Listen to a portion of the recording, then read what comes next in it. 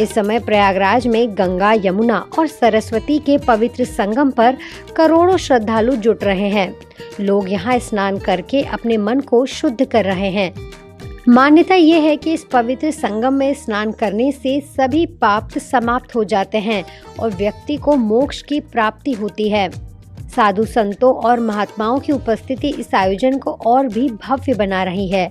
यहाँ हर दिन प्रवचन, भजन, कीर्तन और सांस्कृतिक कार्यक्रम हो रहे हैं, जिनसे श्रद्धालु आध्यात्मिक ऊर्जा प्राप्त कर रहे हैं।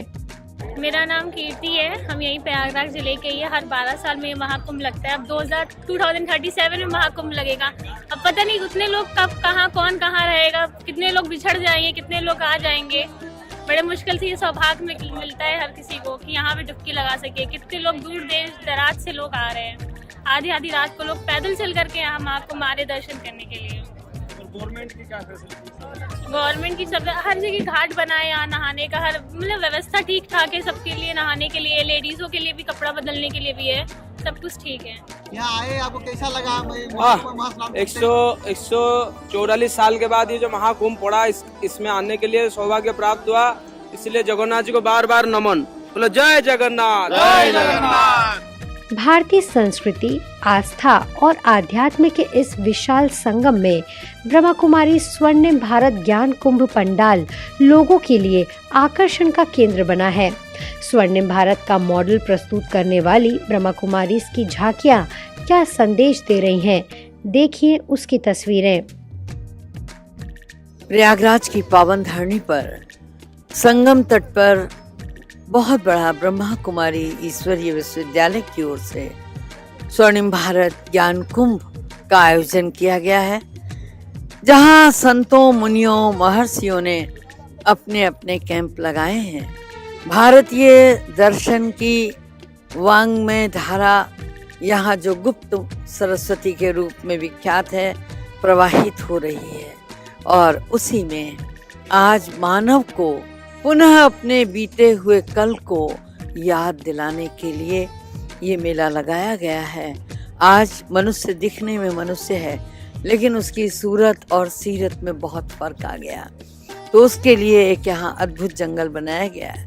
और यह अद्भुत जंगल इस बात का प्रतीक है कि मानव परिधान पहने हुए, मानव परिवेश में जीते हुए इंसान की मनोवृत्तियां कितनी विकृत हो गई हैं। उन विकृत मनोवृत्तियों को सुधार करने के लिए परमात्मा ही धरा पर आकर सुधार कर सकता है।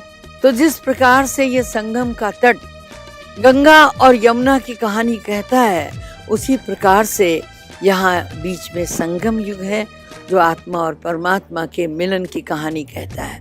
इसके आगे यहाँ वो स्वर्णिम काल दिखाया है जो हमारे सनातन संस्कृति का परिचायक है। हम देव थे, हम देव हैं, हम देव रहेंगे। हमारी लिपि देव, हमारे बोल और भाषा का आधार दिव्यता और हमारे कर्मों का आधार भी दिव्यता। तो वो दिव्यता पुनः कैसे लाई जाए, इतिहास अपने आप को दोहराने के लिए आज संगम के पावन तट पर तैयार खड़ा है। यहाँ इस तरह से ये जो एग्जीबिशन लगाई गई, और चूँकि भारत कृषियों का देश है, तो कृषि और ऋषि दोनों साथ साथ हैं। गांव गोकुल वो भी अपनी प्राचीन संस्कृति की छटा बिखेर रहा है। इसके साथ साथ हमने माइंड स्पा का एक स्टॉल लगाया है। इसके साथ पीस ऑफ माइंड का भी यहाँ पर कार्यक्रम आयोजित है। बाकायदे बॉलीवुड स्टूडियो ने अपना केंद्र स्थापित किया है और उसमें निरंतर आने वाले अतिथियों को साक्षात्कार के माध्यम से संदेश देने का कार्य करेंगे। इसके अतिरिक्त आत्मदर्शन, परमात्म दर्शन और काल चक्र की अद्भुत प्रणाली पर चित्र प्रदर्शनी लगाई गई है। देवियों की चैतन्य झांकी रोज सायंकाल 6 बजे से प्रारंभ होती है, रात्रि 9 बजे तक, जिसमें अनेकानेक दर्शकगण लाभ लेते हैं और राजयोग की उस महिमा से वाकिफ होते हैं जो मानव को अपनी कर्मेंद्रियों पर नियंत्रण सिखाता है।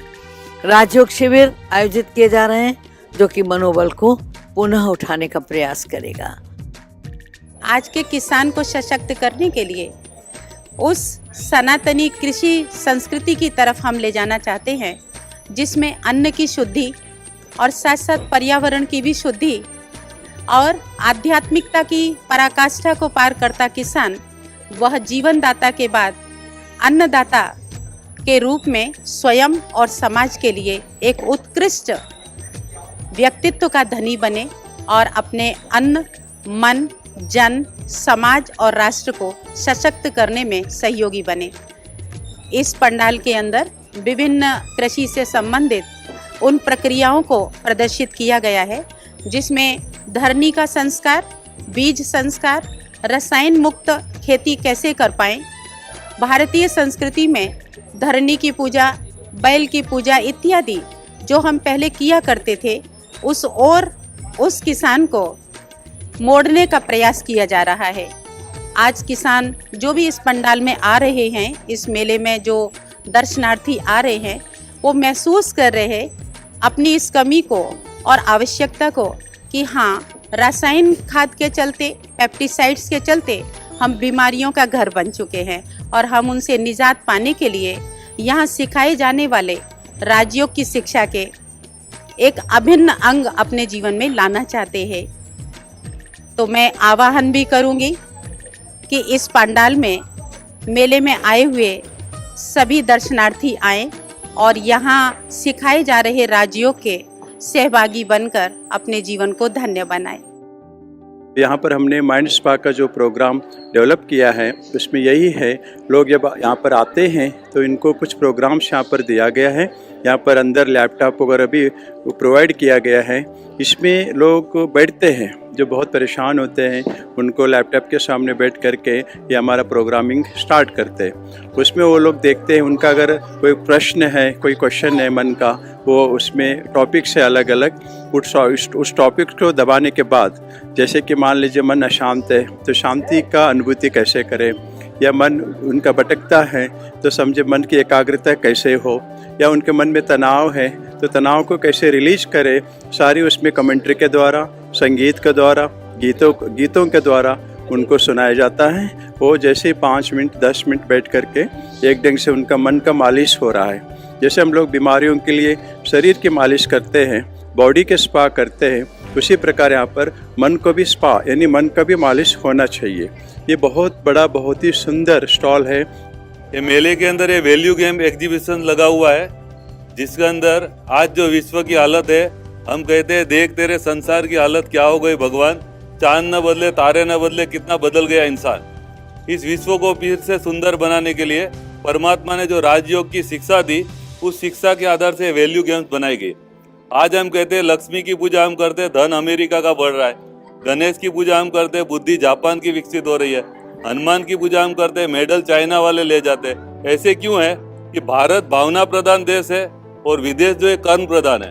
भावना और कर्म का जब बैलेंस करेंगे, जिसको हम राजयोग कहते हैं, जिससे हमारे अंदर विष्णु जैसे संस्कार होंगे, और विष्णु जो है, विष्णु अवतार गाया हुआ है। जब इस संसार के अंदर कोई भी प्रॉब्लम्स आता है तो विष्णु जी अवतार लेते हैं। इसी प्रकार से इस गेम्स एग्जीबिशन के माध्यम से ये बताया गया कि किस प्रकार से हमारे अंदर चाहे काम, क्रोध, किसी भी प्रकार का विष हो, तो विष से हम कैसे मुक्त हो सके, इसी संदेश को लेके एग्जीबिशन है, जिसके अंदर आप देखेंगे सामने रावण का चित्र है कि किस प्रकार से हम अपने जीवन से अवगुणों को निकाले, किस प्रकार से श्री कृष्ण जी 16 कला संपन्न थे, हम भी अपने जीवन में 16 कलाओं को श्री कृष्ण की धारण करें।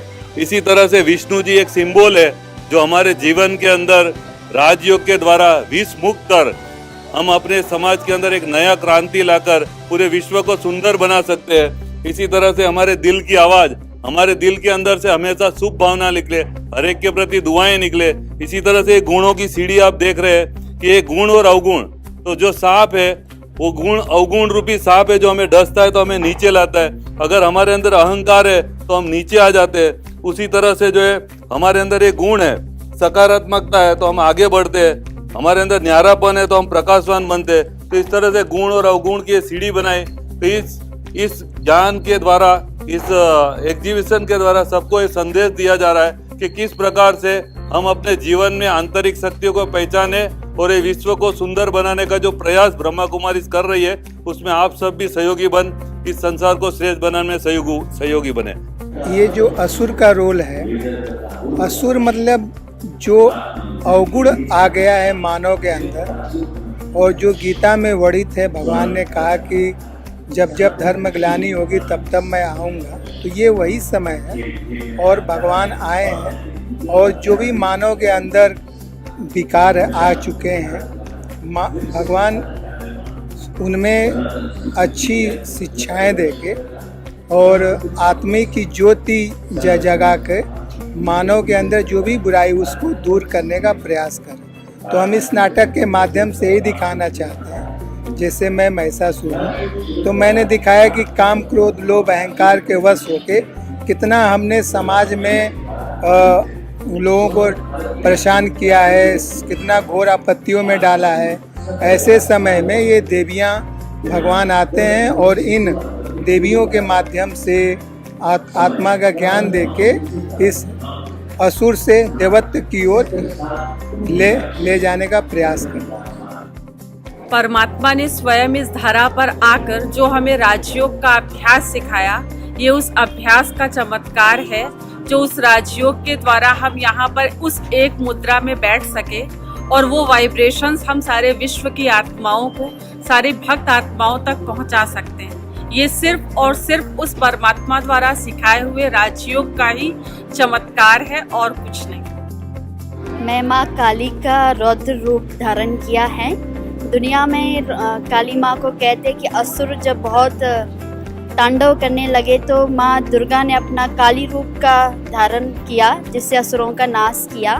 लेकिन ब्रह्मा कुमारी इसमें कहते हैं कि माँ काली यानी कि अपने अंदर के जो पांचों विकार विकराल रूप धारण करते हैं, उसी का नाश करने के लिए हम सभी शिव शक्तियाँ, शिव परमात्मा की शक्तियाँ ये रुद्र रौद्र राजयोग के अभ्यास से, योग की अग्नि से अपने अंदर के जो 5 विकार है उनका विनाश राजयोग के माध्यम से करते हैं। ये दिव्य महाकुंभ मेले में ब्रह्मा कुमारी इसकी तरफ से बहुत सुंदर चैतन्य देवियों का दर्शन कराने के लिए एक अद्भुत पंडाल का आयोजन किया गया है।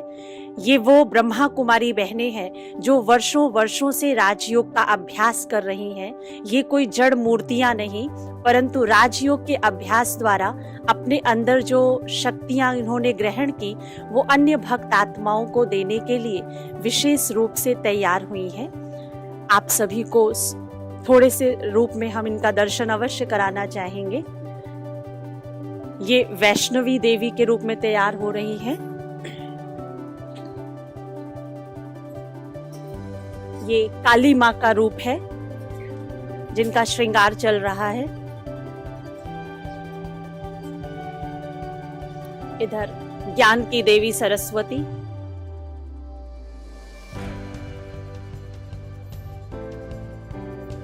कमल आसनधारी लक्ष्मी,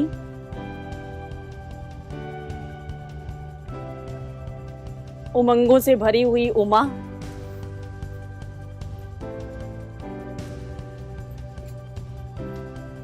और दुर्गुणों का नाश करने वाली दुर्गा देवी। तो ये वो चैतन्य देवियां हैं जो असुरों का संहार नहीं परंतु विकारों पर विजय प्राप्त करने की विधि सीखती भी हैं, अन्य आत्माओं को सिखाती भी हैं। Om Shanti. Science and spirituality के साथ क्या है कॉम्प्लीमेंट्री रोल, इसको समझाने के लिए हमने एग्जीबिशन अरेंज किया है। इसमें पहला वाली चित्र ये है, इसमें साइंस और स्पिरिचुअलिटी के बीच में क्या कनेक्शन है उसको समझाने के लिए हम 16 प्रिंसिपल्स और फिलोसफीज सेलेक्ट किए हैं। इसके आधार से ये सारा पिक्चर्स बनाया है।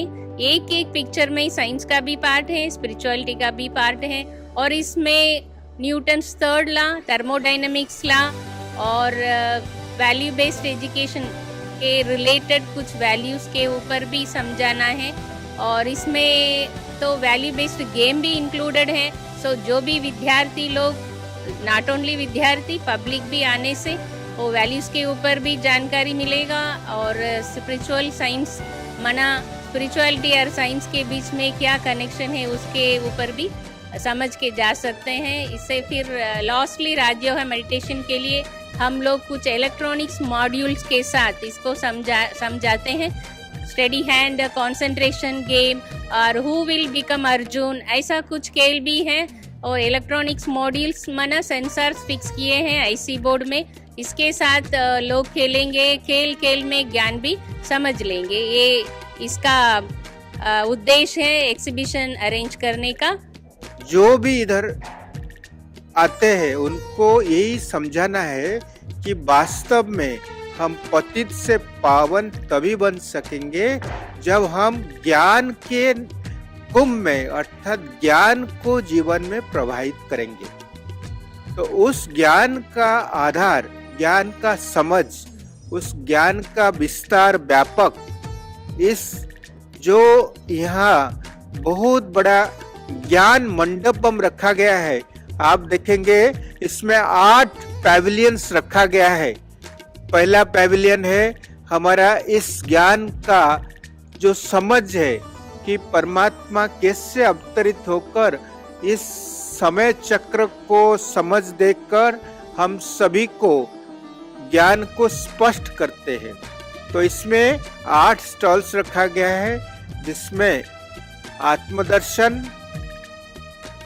परमात्मा दर्शन, समय और राजयोग काल चक्र का उसका स्पष्टीकरण, और विशेष इस स्टॉल में दिखा गया है, नेक्स्ट स्टॉल में, कि हम संपूर्ण स्वास्थ्य की ओर, सामाजिक, शारीरिक, आध्यात्मिक और मानसिक स्वस्थ कैसे रह सकते हैं, ये सब का बारे में बताया गया है। एक महाकुंभ मेले में ज्ञान कुंभ मेले का आयोजन हुआ है और यहाँ पर बहुत अच्छी तरह प्रदर्शनी लगाई गई है, दिखाया गया है। लोग को मन से तन से स्वस्थ बनाया जा रहा है। उसी उपलक्ष्य में यहाँ पर रोजाना ब्रह्मा भोजन बहुत उमंग उत्साह से बरेली क्षेत्र की ओर से बन रहा है। बरेली क्षेत्र के भाई बहने बहुत प्यार से, उमंग से ब्रह्मा भोजन बनाते हैं, खुशी से बनाते हैं और टाइम पर सबको खिलाते हैं। तो अभी तक हमारे पास जो न्यूज आ रही है, जो लोग के फीडबैक मिल रहे हैं, तो लोग कहते हैं कि ये बहुत अच्छा भोजन इस कुंभ मेले में मिल रहा है, बहुत खुशी हो रही है, हमको संतुष्टता का अनुभव होता है। ऐसे ब्रह्मा भोजन के लिए तो कहते देवताएं भी तरसते हैं। जो ब्रह्मा भोजन ब्राह्मण लोग यहाँ पाते हैं वो स्वयं परमपिता परमात्मा की याद में रहकर बनाते हैं, उसको भोग लगाते हैं और उसकी याद में सभी ब्रह्मा बस इस ब्रह्मा भोजन को स्वीकार करते हैं, बहुत खुश होते हैं और बहुत अपने आप से खा करके अपने शरीर को स्वस्थ भी बनाने का अनुभव करते हैं, क्योंकि ये भोजन योगयुक्त भोजन हर जगह प्राप्त नहीं हो सकता है। युग परिवर्तन हो रहा है, समय परिवर्तन हो रहा है। वैसे भी कहते समय परिवर्तन सृष्टि का अमिट नियम है। अब परिवर्तन किस दिशा की ओर जा रहा है?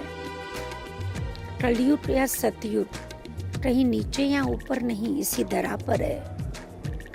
कलयुग माना जब मनुष्य की वृत्ति एकदम पशु वृत्ति बन जाती है, और सतयुग माना जब मानव की वृत्ति देव वृत्ति बन जाती है। तो कैसे परमात्मा पशु वृत्ति से देव वृत्ति बनाते हैं? तो यह सभी देश विदेश के भाई बहनों को दिल से निमंत्रण है, आप जरूर आएं इस प्रयागराज के महाकुंभ मेले में।